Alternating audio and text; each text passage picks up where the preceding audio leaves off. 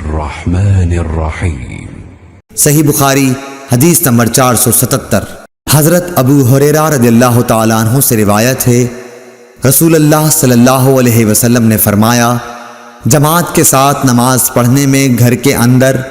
یا بازار، دکان وغیرہ میں نماز پڑھنے سے 25 گنا ثواب زیادہ ملتا ہے،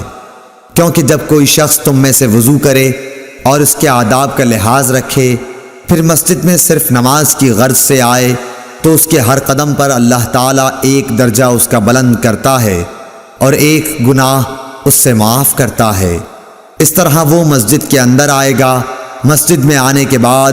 جب تک نماز کے انتظار میں رہے گا اسے نماز ہی کی حالت میں شمار کیا جائے گا، اور جب تک اس جگہ بیٹھا رہے جہاں اس نے نماز پڑھی ہے تو فرشتے اس کے لیے رحمت خداوندی کی دعائیں کرتے ہیں کہ اے اللہ اس کو بخش دے، اے اللہ اس پر رحم کر،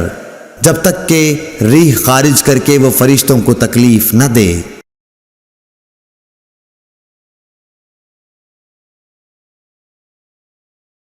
اللهم صل على محمد وعلى آل محمد كما صليت على إبراهيم وعلى آل إبراهيم إنك حميد مجيد اللهم بارك على محمد وعلى آل محمد كما باركت على إبراهيم وعلى آل إبراهيم إنك حميد مجيد